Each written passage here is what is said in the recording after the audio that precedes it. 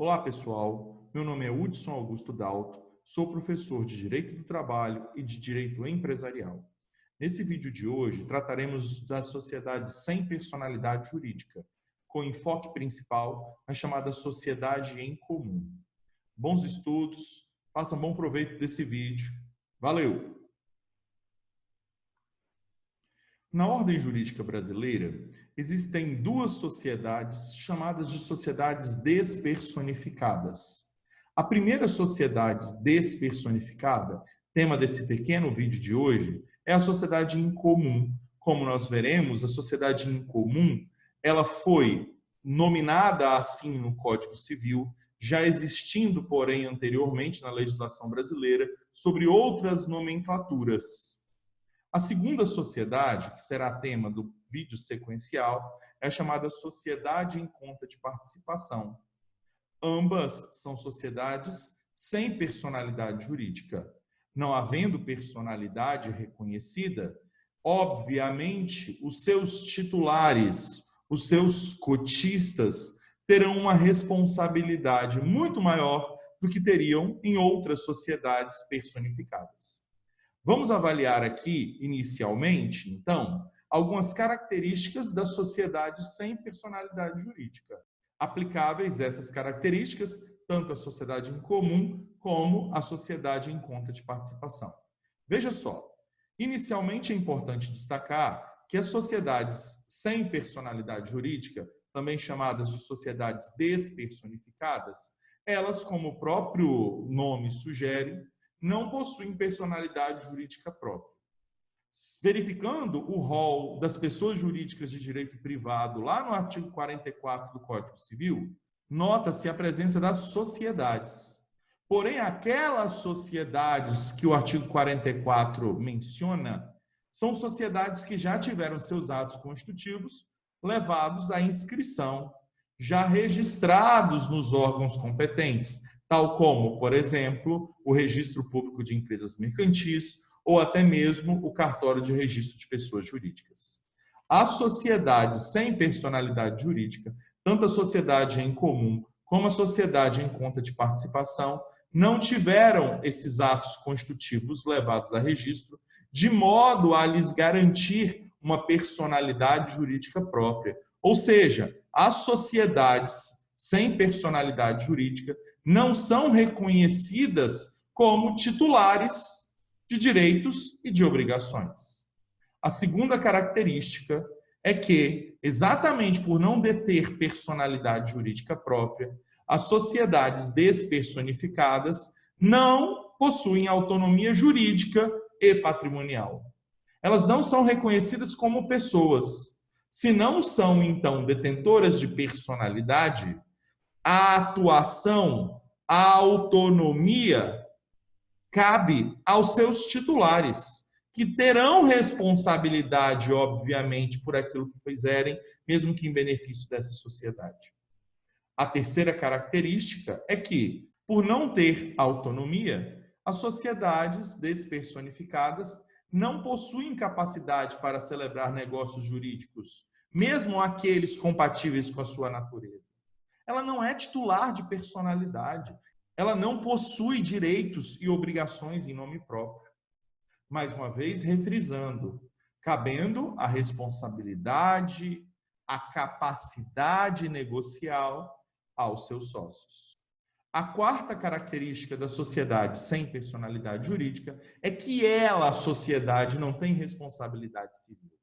O máximo, como nós veremos, que se pode buscar é o patrimônio especial, cuja titularidade, nós também veremos, pertence aos próprios sócios em condomínio.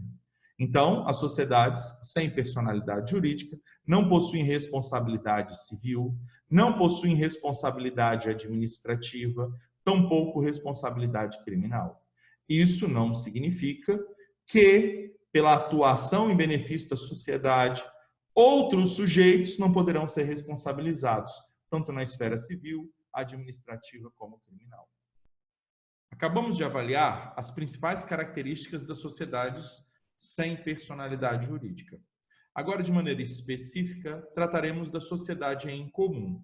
suas principais características, responsabilidades, regras aplicáveis. A primeira coisa importante na sociedade em comum é destacar que o Código Civil lhe destina artigos específicos.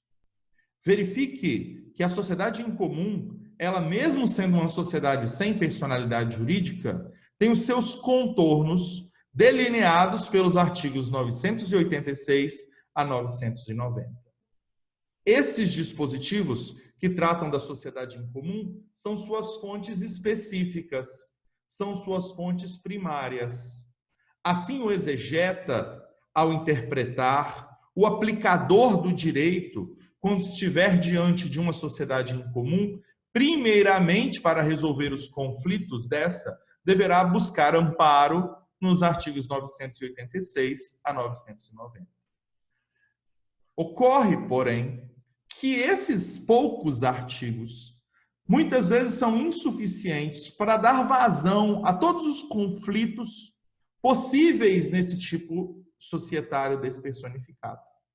Por essa razão, o Código Civil, no artigo 986, ou seja, o primeiro que trata da sociedade em comum, já elege uma fonte subsidiária. Essa, uma sociedade com personalidade jurídica, que é a sociedade simples. Na verdade, como nós veremos, exceto as sociedades por ações, todas as outras se valem da sociedade simples como fonte subsidiária. O que isso significa, na verdade? Primeiramente, diante de um conflito, busco amparo na fonte primária. No nosso caso, em se tratando da sociedade em comum, os artigos 986 a 990.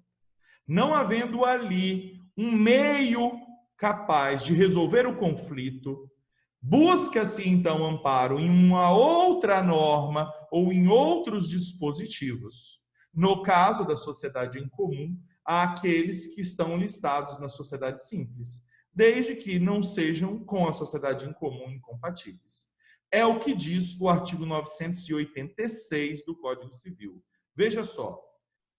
Enquanto não inscritos os atos constitutivos, reger-se-á a sociedade, exceto por ações em organização, pelo disposto nesse capítulo, observadas subsidiariamente e no que com ele forem compatíveis as normas da sociedade simples.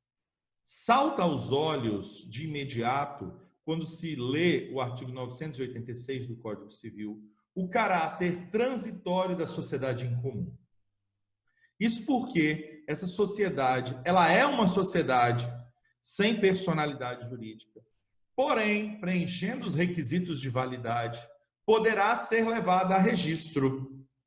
Assim que registrada, essa sociedade deixa de ser considerada uma sociedade sem personalidade jurídica e assume o tipo empresarial que foi escolhido pelos seus sócios. O que isso significa? Significa que os sócios, enquanto não pegarem o contrato da sociedade que eles constituírem e levarem a registro, essa sociedade será legalmente, inclusive em termos de responsabilidade, considerada uma sociedade em comum. Ao passo que, porém, ao registrar esse contrato, a sociedade assumirá a forma societária escolhida. Por exemplo, elaboramos um contrato de uma sociedade limitada. Demorou-se meses para se registrar esse contrato no órgão competente. Porém, nesse intervalo da Constituição, até o registro do ato constitutivo, os sócios já atuaram. Com isso, a responsabilidade por aqueles atos praticados em benefício da sociedade seguirá as regras não do tipo eleito no contrato, no nosso exemplo, sociedade limitada, e sim as regras previstas da sociedade em comum. Ocorre que, depois do registro, a sociedade em comum não será mais aquela que figurará como regência dessa sociedade, passando, então, a sociedade a deter personalidade jurídica, tendo as suas responsabilidades e demais regras aplicáveis pelo capítulo da sociedade limitada. Então, observe que a sociedade em comum, ela é uma sociedade transitória. Lhe falta a inscrição do seu ato constitutivo competente. A partir, então, do momento que se registra esse contrato, aquela sociedade adquire personalidade jurídica na forma escolhida pelos sócios e deixa de ser sociedade em comum. É importante mencionar aqui uma regra que trataremos em outros vídeos, mesmo que de maneira repetida. Ao constituir-se a sociedade, segundo o artigo 997, pela redação do contrato social, os sócios terão prazo de 30 dias para levar esse contrato a registro. Esse prazo está definido no artigo 998 do Código Civil. Pois bem, caso esse contrato seja registrado dentro do prazo de 30 dias, ou seja, inscrito nos órgãos competentes dentro do prazo de 30 dias, o início da personalidade jurídica da sociedade retroage à data da sua constituição. Isso significa, então, que aquela sociedade nunca terá sido uma sociedade em comum.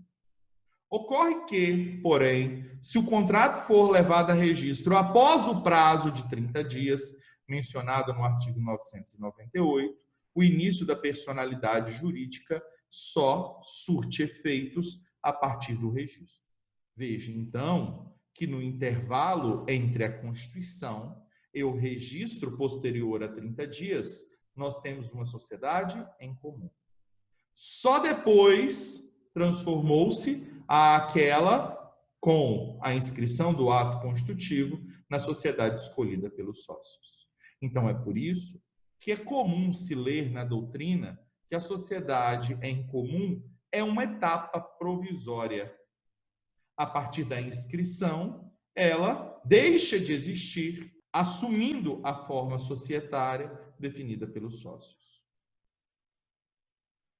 Curioso mencionar que na legislação anterior, inclusive no Código Comercial, não existia a nomenclatura de uso sociedade em comum. As sociedades sem personalidade jurídica, elas eram tratadas na legislação anterior como sociedade irregular e sociedade de fato. O Código Civil foi responsável por realizar essa substituição das sociedades irregulares e sociedades de fato, agora pela sociedade em comum. Então, observe que aquelas sociedades que na classificação do Pontes de Miranda e do Rubens Requião tinham seus atos constitutivos escritos, mas não levados a registro, denominadas essas de sociedades irregulares para esses dois autores. Agora estão abarcadas no Código Civil na sociedade em comum. Da mesma forma, a sociedade de fato, cujo conceito, segundo Pontes de Miranda e Rubens Requião, eram aquelas sociedades que sequer tinham seu ato constitutivo escrito, agora, sobre a forma de regência do Código Civil, passam a ser também denominadas de sociedade em comum. Observe assim, então, que a sociedade em comum abarcou a sociedade irregular e a sociedade de fato mencionada na legislação anterior. Uma questão absolutamente relevante na sociedade em comum diz respeito à comprovação da existência da sociedade. Isso porque o artigo 987 do Código Civil estabelece que a comprovação da existência da sociedade na sua relação endógena, ou seja, entre os sócios, depende de contrato escrito. De igual forma, também, um sócio, para demonstrar diante de terceiros a existência da sociedade em comum, também demandará a existência de um contrato escrito. É o que diz a parte inicial do artigo 987 do Código Civil. Veja só, os sócios, nas relações entre si ou com terceiros, somente por escrito podem provar a existência da sociedade. Muitas vezes, o artigo 987 do Código Civil não tem a importância que merece por aqueles que estudam direito empresarial. Veja só o que, na verdade, o artigo está condicionando. Para que um sócio, diante de outro sócio, possa exigir o cumprimento de alguma obrigação societária, ele precisará demonstrar que a sociedade existe.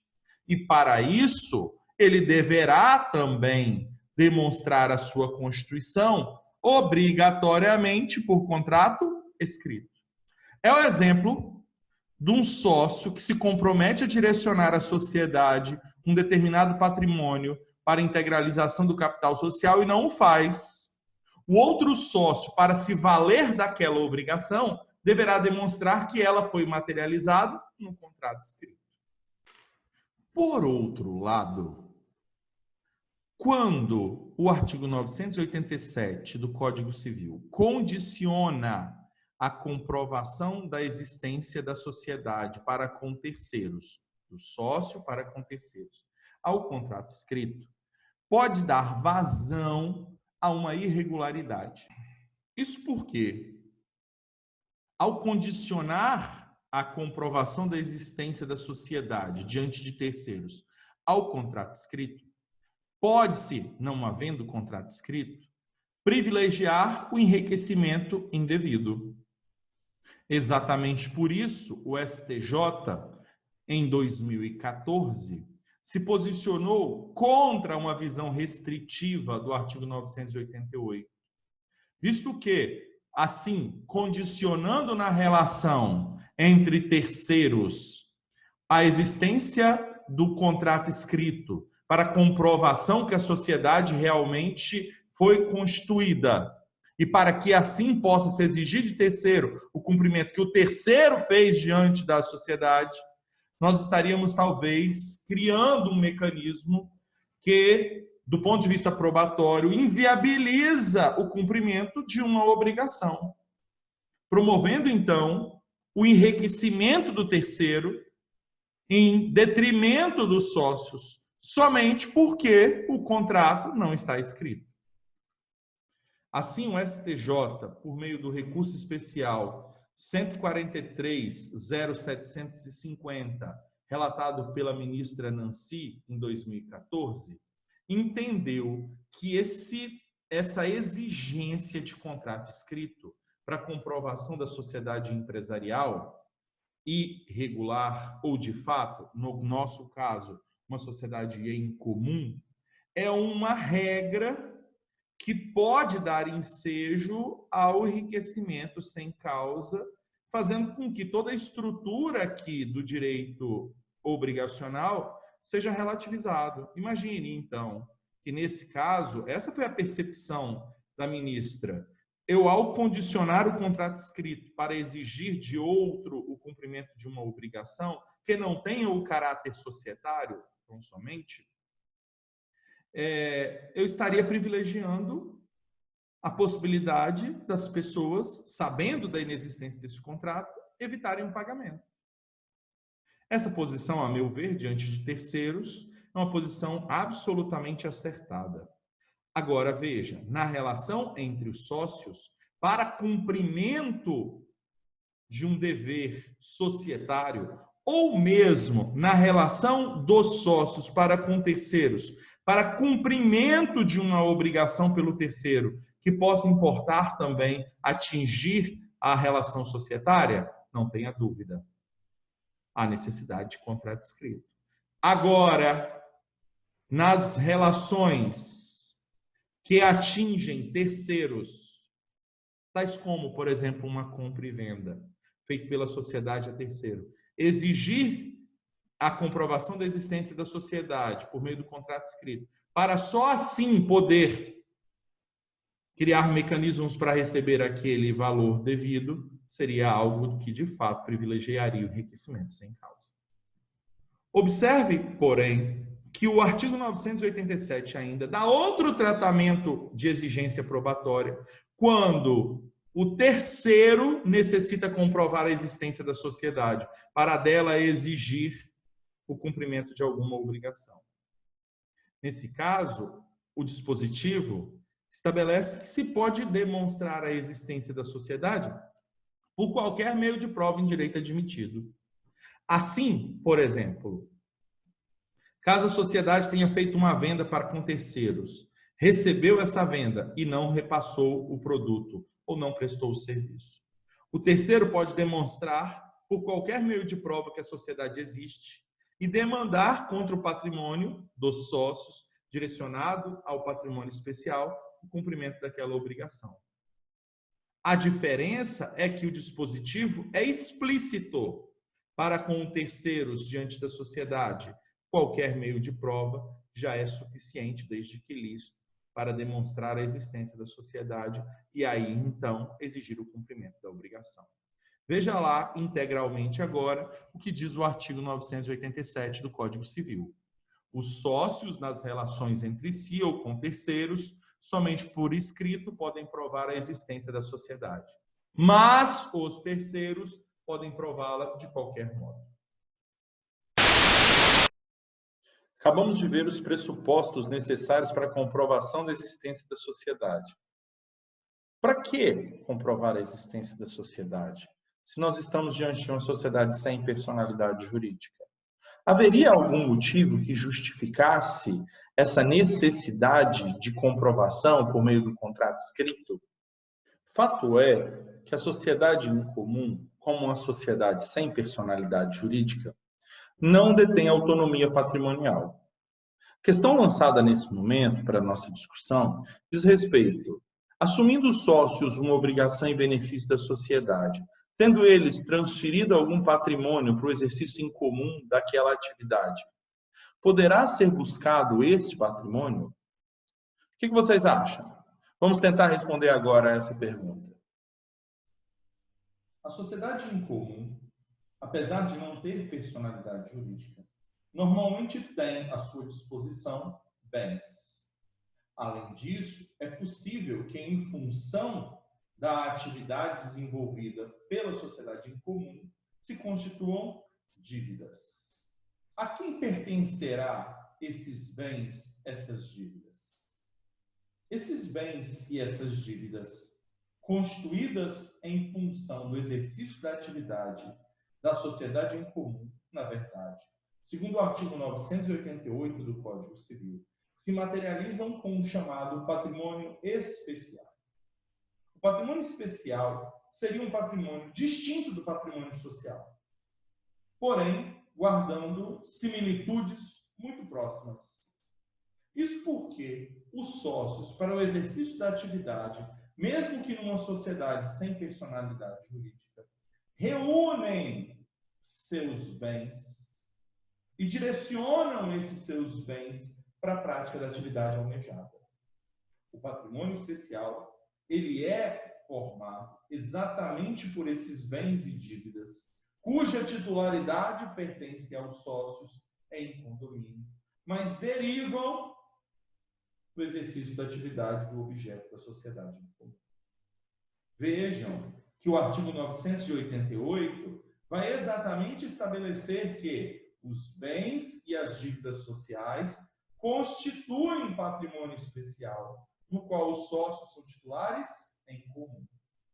Trata-se, assim, de um patrimônio que não é um patrimônio pertencente à sociedade em si, apesar de estar sendo manipulada pelo seu uso, manipulada pelo seu exercício de atividade.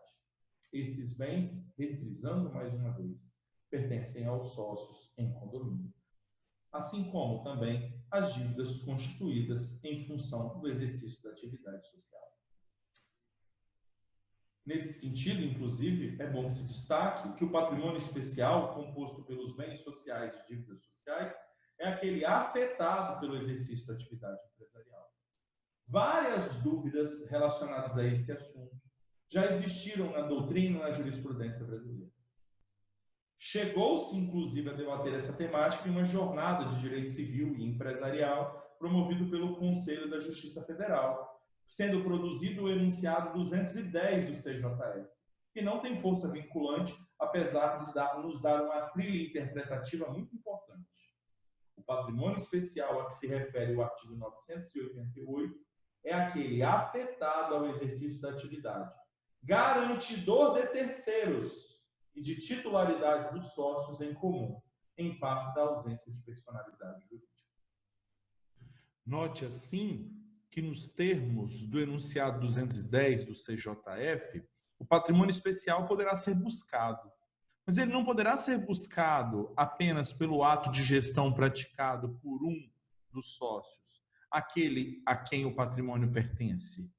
O patrimônio especial, na verdade, poderá ser demandado, responsabilizado pelas práticas da sociedade realizadas por qualquer daqueles que integram o rol dos sócios.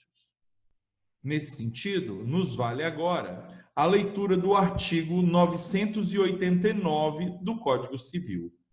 Os bens sociais que constituem, então, o patrimônio especial respondem pelos atos de gestão praticados por qualquer dos sócios.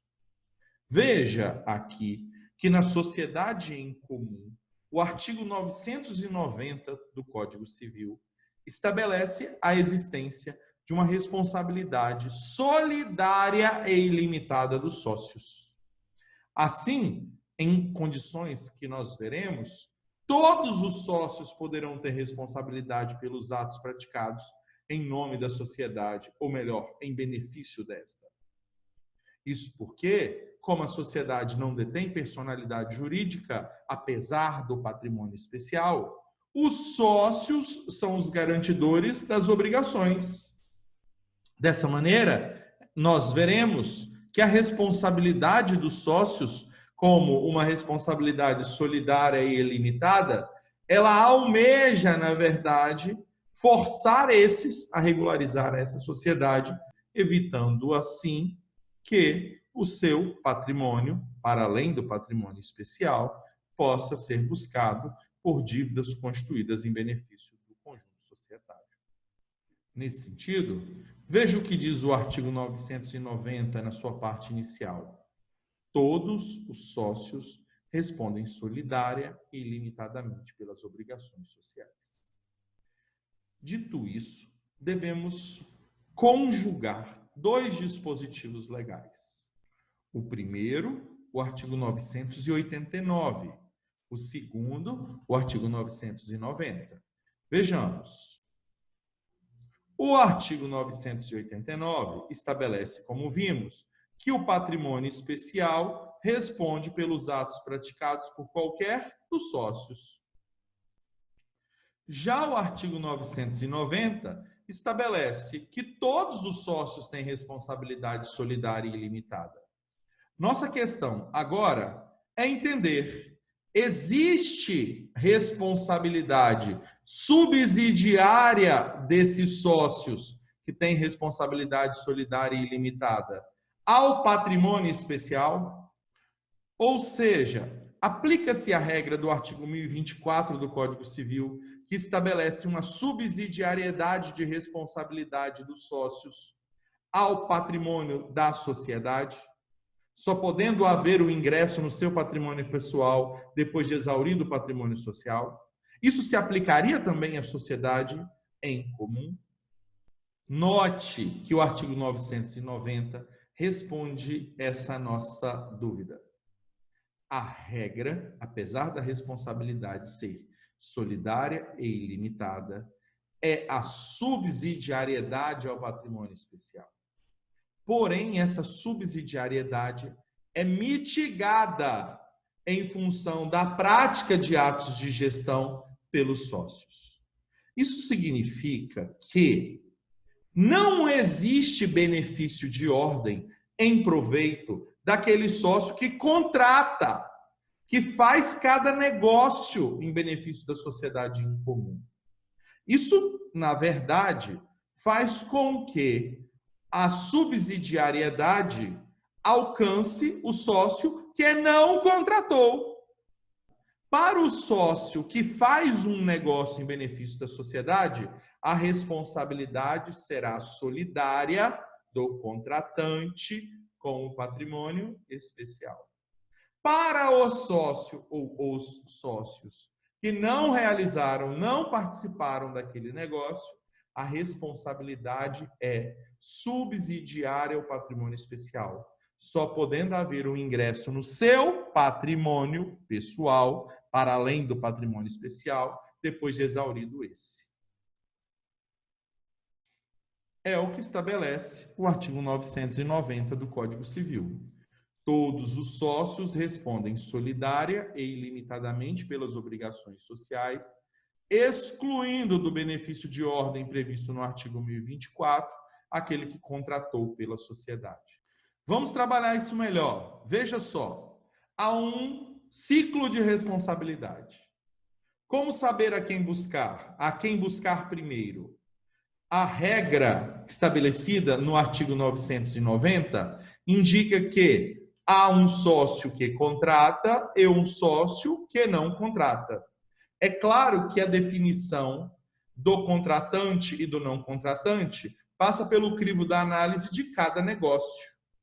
Ora, eu posso ser ativo na prática de um negócio e não participar de outro negócio posterior. Isso nos facilita a compreensão do dispositivo legal. Veja, havendo um sócio que contrata, esse aqui por efeitos didáticos, chamarei de sócio ativo, que pratica ativamente o ato de gestão, há uma responsabilidade dele, solidária com o patrimônio especial. É o credor que poderá escolher a quem buscar. Buscar o patrimônio especial ou, solidariamente, do sócio que com ele contratou.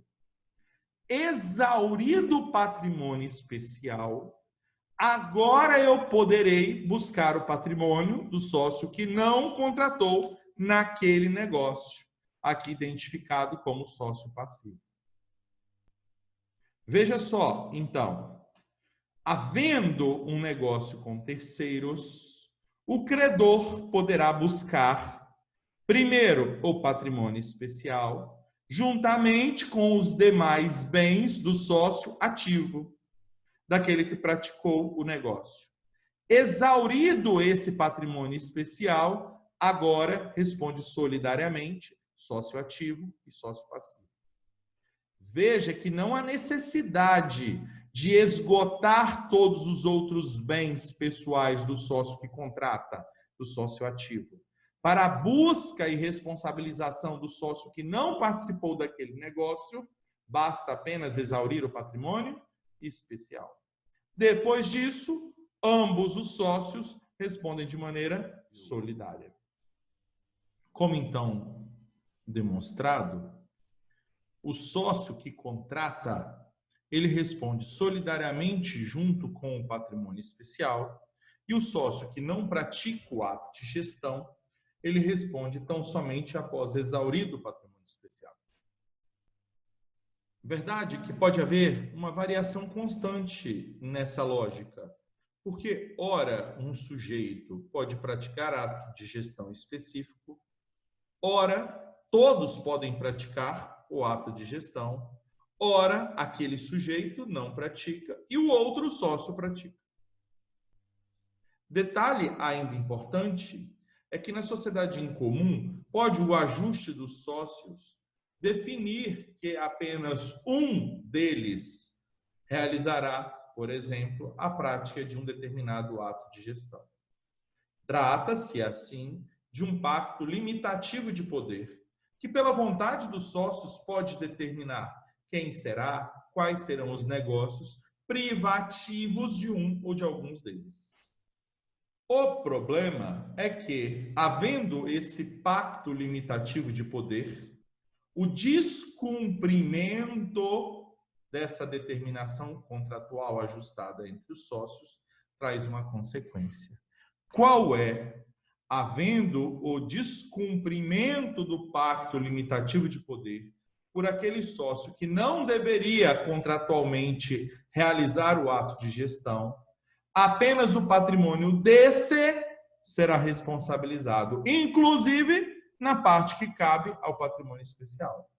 Porém, a eficácia dessa consequência de desrespeito ao pacto limitativo de poder somente tem eficácia diante daqueles terceiros que contrataram com aquele sócio de maneira irregular, conhecendo ou tendo o dever de conhecer da existência daquela limitação de poder.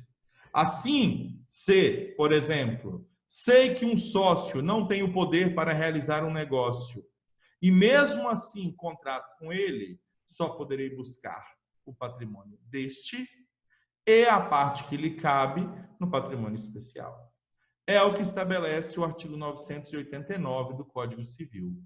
Os bens sociais respondem pelos atos de gestão praticados por qualquer dos sócios, salvo pacto expresso limitativo de poderes, que somente terá eficácia contra o terceiro que o conheça ou deva conhecer. Por fim, para finalizarmos a sociedade em comum, é importante destacar algumas limitações que ela sofrerá em função de não ter personalidade jurídica. Assim, a sociedade em comum, por exemplo, pode vir a falir, porque a Lei 11.101 de 2005 não condiciona para a falência a apenas aqueles que têm personalidade jurídica. Porém, ela não poderá requerer a falência alheia, porque a Lei 11.101 estabelece que só poderá pedir a falência aqueles que têm os seus atos constitutivos devidamente inscritos. Da mesma maneira, a sociedade em comum não pode requerer a recuperação judicial, visto que essa só aproveita como um favor àqueles que têm os seus atos constitutivos regulares. Além disso, os livros contábeis da sociedade em comum só têm força probatória contra ela, nunca a favor. Por fim, a sociedade em comum, por ausência total de personalidade jurídica, não pode participar de licitações públicas, realizar em nome próprio contratos administrativos. Pessoal, encerramos essa primeira parte da sociedade sem personalidade jurídica. Espero ter abordado os principais pontos da sociedade em comum. Então, logo será lançado um outro vídeo no canal tratando da sociedade em conta de participação. Para incentivar aí, te peço para dar um like, se inscrever no canal, que novos vídeos de direito empresarial e direito do trabalho serão constantemente lançados para que a gente possa aqui discutir e compartilhar conhecimento. Valeu, abraço!